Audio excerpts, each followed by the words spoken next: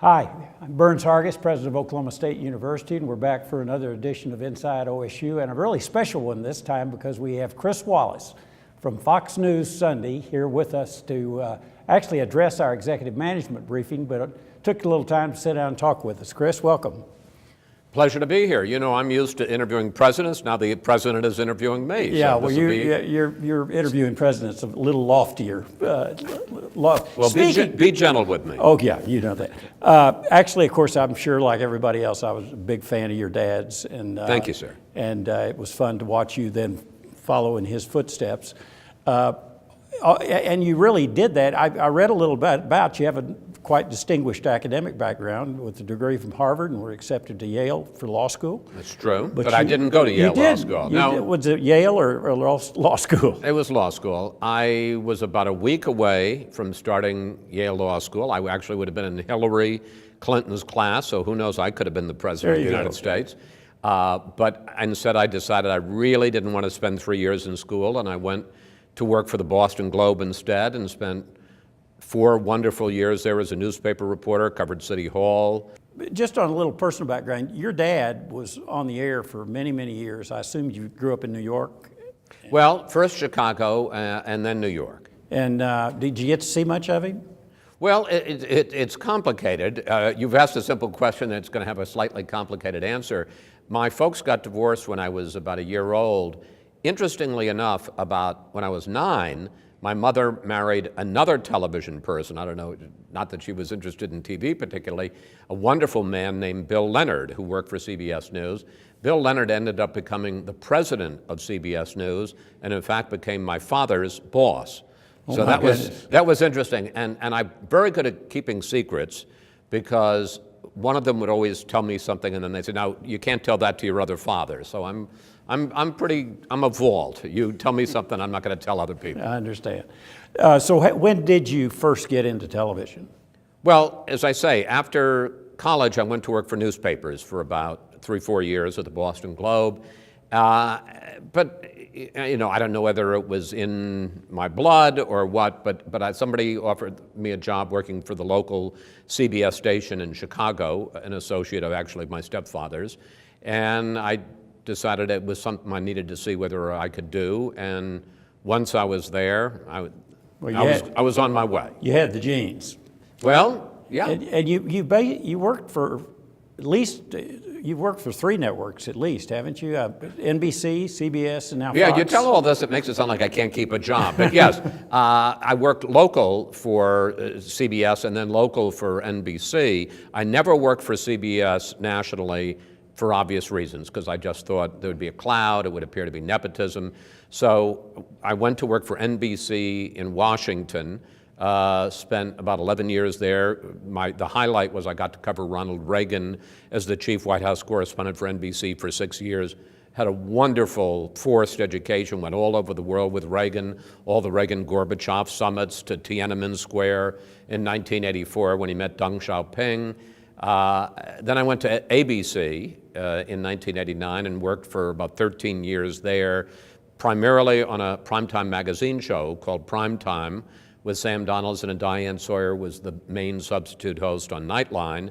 And then in 2003, I came to Fox, and I've been there ever since, so 14 years there. Did you host Meet the Press? I am. You've done a little bit of research here. I am the only person who has ever been the host of 2 network Sunday morning talk shows. I hosted Meet the Press for about a year and a half in the late 80s, and now I have hosted Fox News Sunday for 14 years. This year you took on last year I guess, so you took on another role in actually being moderator in a debate. Yeah, I had done a number of debates in the past, but they were primary debates, the Republican Party, all the candidates out on the stage. But in September of 2016, a little over a year ago, the Commission on Presidential Debates, which is a bipartisan commission, invited me to moderate the 3rd and final presidential debate. I was the first, and to this point still, the only Fox journalist who's ever been asked to moderate a presidential debate as opposed to a primary debate. And I did it, not to say that I remember, but on October 19th, which was 20 days, 2 weeks and 6 days before one of them was going to be elected president. It was the final debate, and I'm proud to say 80 million people watched. It was the third most watched debate in history. Well, and it, unlike other moderators, moderators usually get criticized for they always being get a homer criticized. for one side or the other. Right. But you really didn't. And you even had competitors praising your No, it was your interesting job. because I went in, first of all, there was a lot of questioning a Fox person. I can tell you the Clinton campaign immediately wanted me taken off. The Commission on Presidential Debates, which is bipartisan, said, no, we've named him. You don't get to choose the moderators. They stuck by that under some pressure. I went in thinking, well, if I get equally criticized by both sides, that means I did a pretty good job. And I'll never forget, the debate was in Las Vegas, and I was on the plane in the middle seat in Southwest Airlines with my wife flying back from Las Vegas the day after, and I had sprung for Wi-Fi, so I was seeing the reviews as they come in.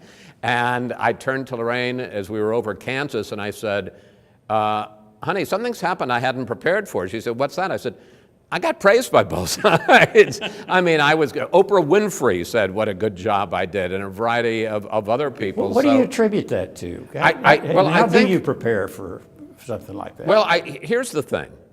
I hated doing the last debate because they asked me in early September, and it meant I had 6 weeks to stew. And even though I've done everything there is to do in the business, I felt tremendous pressure and quite frankly, a lot of anxiety. I mean, there were moments when it just seemed to overwhelm me. But there was an advantage, and that was that when the two presidential debates were over, there were 10 days before my debate, and I looked at what had been covered. And the thing that struck me, and I also went back and watched and read old debates going back to Nixon-Kennedy in 1960, was that there had been so much talk about junk. For instance, the second presidential debate, they had spent almost the first half hour talking about the Access Hollywood tape. Now, it's a legitimate issue, but is it worth a third of the debate? No, of course not. It's worth 8 minutes. And as I looked, I thought, what hasn't been discussed yet? This is after 2 presidential debates, 3 hours, 180 minutes. They had not talked about the Supreme Court, kind of a big subject, gun control, abortion, immigration, which was one of the big subjects in the campaign, had not mentioned a word about debt or entitlements.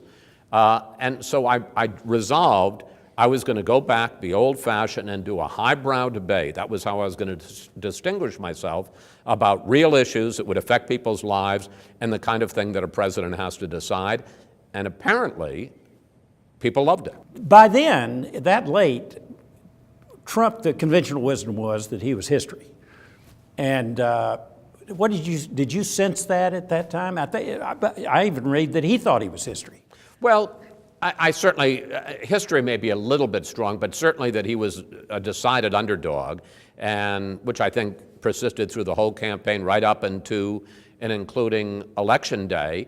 But, you know, my feeling was, and it's my feeling generally, that when you're in that kind of a role particularly, but just generally, one of the mistakes I think that reporters make sometimes is that we get into the game. We want to come out in the field and be a player. We're not. We're the umpire. We're the one calling balls and strikes.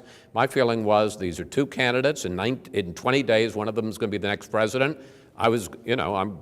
This is comparison shopping. Things can change in 3 weeks. In fact, things did change in 3 weeks.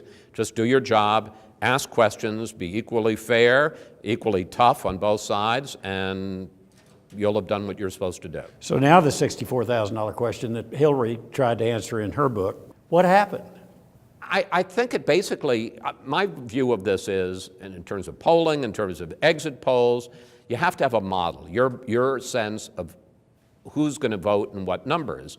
And I think the polls and even the exit polls on Election Day were based on a model that assumed a big turnout of minorities, African Americans and Hispanics, and maybe not so much of a turnout by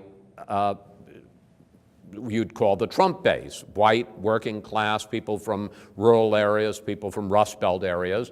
That was a model. It turned out to be the wrong model. It just isn't the way the world turned on Election Day, and we, I think, vastly overestimated how minorities were going to turn out and vastly underestimated the turnout in some of the groups that I mentioned that were pro-Trump, you know, the overall polls were pretty accurate. I mean, they had Clinton winning by about 2%. Nationally, she won by 2%, but they were very wrong in a lot of the key swing states like Florida, North Carolina, Pennsylvania, Michigan, Wisconsin. Take us backstage a little bit with your show. You have regulars on the show, of course, it seems like, most Well, of you're the talking time. about panelists. Yeah, panelists. Yeah, I mean, we have what I'd call a repertory company. We probably have a dozen people that we call in as panelists, and, you know, we'll mix and match them, and sometimes we'll bring in somebody else. In terms of the guests, they're new and different every week. Right, and that, when I had my little show, we had to wait late in the week, usually, to see what was going to happen. Doesn't it drive you nuts? Yeah, it does. It really does. So I compare it, and I don't know that there were other shows. I compare it to, you're in Washington, D.C., there were 5 hosts all wanting to throw a dinner party on Sunday morning, which is an odd time to throw a dinner party, and you all want the same guests. So you can't imagine a more difficult situation. And it used to be, I have to say, everybody's gotten worse at it. And frankly, the Trump White House is terrible about this. I'm going to just be honest about it. Frankly, the Obama White House was bad. The Trump people are worse. It used to be, if the White House was going to put somebody out, we'd know about it Wednesday, maybe Thursday. Now we never know from the Trump White House if they're going to put somebody out till Friday, and sometimes Saturday. And you're in earnest preparing on Saturday. So, you know, you're sitting there trying to arrange this dinner party, and you don't know if anybody's going to show up. You know somebody will show up because you're going to get somebody there to eat the food. But it's the part of the show I hate. Well, let me put it this way. I like the least, which is the booking side. It's important. I think it's the most important part, but it's not fun. And sometimes the guests appear on multiple shows. Well, yeah, you prefer that not. And also one of the things, and I really believe this strongly, is that the velocity with which news happens and we consume news, just generally, has sped up. And the news metabolism is a lot faster. It used to be if a story was big on Tuesday or Wednesday, you could absolutely predict, well, that's what you're going to want to talk about on Sunday. Nowadays, something happens. I mean, for instance, the Russia investigation, as we're sitting here this week, the Russia announcement of the indictments and the guilty plea happened on Monday. Stop the presses. Well, wait a minute. Now, as you and I sit here, it's Wednesday. We've had the terror attack in New York. Tomorrow we're going to have the rollout of the tax plan. Friday the president leaves on his trip to Asia. You tell me what people are going to want to talk about and hear about on Sunday. It's a moving target. Chris, your address today is entitled America Under Donald Trump, A View from Washington. What is the view? Well, it's fractured, and you know that's the view in Washington. I suspect it's the view here in Oklahoma and across the country. First of all, there are some people who love Donald Trump, and there are some people who hate Donald Trump. And even the people that like Donald Trump, I find, have mixed views. You know, I think that there are things about him that they admire. I think they admire his sense of command and leadership. I think they admire the idea of trying to get the economy going, cutting back on regulation, pushing hard for tax reform. I think that even some of his biggest supporters, the sense I get, are frustrated with some of his behavior, which I think they feel, in a sense, he can be his own worst enemy. And this is a guy who's got a lot of enemies, but you know that sometimes with his tweets, I don't find many people very supportive of the tweets, that he steps on his own story, steps on his own initiative. Steps on his own age pronouncements. Yeah, it's not the easiest job working for the president. And you know, I've seen, there have been a few times myself where I have thought, I remember when he made his speech to a joint session of Congress last February, and I remember saying on the air, I feel like this is the day that Donald Trump became president.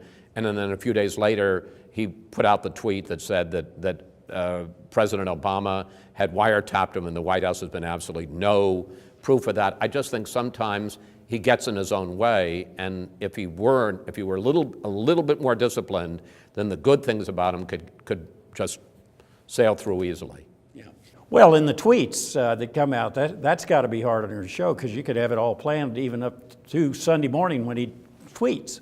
We have somebody who is assigned, I'm not kidding, full time, just starting at 6 in the morning, because that seems to be about when he gets up, or at least when he starts tweeting. Check the tweets. Let me know the tweet. I never want to go into the show at 9 o'clock Eastern time not knowing everything he has tweeted that day. And it can dramatically change the questions you ask and how you shape the interview. Well, Chris, thank you very much for coming out. And I know everybody's going to enjoy your address. I certainly am. I'm looking forward to it. Thank you. Well, that's another edition of Inside OSU with Chris Wallace this time. Tune in next time for another Inside OSU.